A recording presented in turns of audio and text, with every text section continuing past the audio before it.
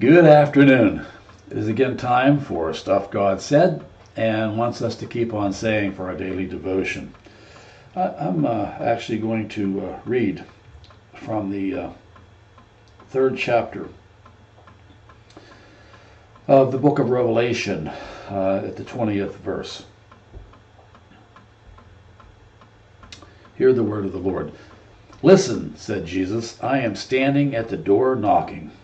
If you hear my voice and open the door, I will come into you and eat with you, and you with me." May the Lord have a blessing to the reading of the word. Jesus stands at the door and knocks, and if we open that door, Jesus makes us part of his own family. How do I know that? Because in the Bible, anytime people come together to eat and they surround at a table, it is a sign that they are all of one family.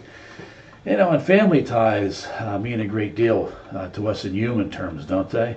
Imagine how much more God looks at us as with family ties in mind, with such a perfect love and such a perfect kindness and justice and grace.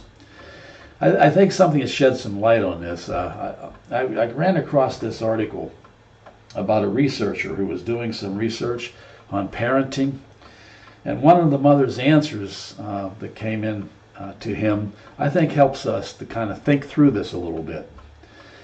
She said to the researcher, "I always knew how I got 3 children, but I never knew why. I used to tell people it was a 4-H project that just got out of hand. I was frustrated by children. They didn't come with instructions. You had to fumble around to get them assembled properly, and what worked for one never worked with the other ones. I was confused with my job. When was I to be there for them? When they were disappointed? When they had a failure? When there was a success? I was ultimately angered by the whole process.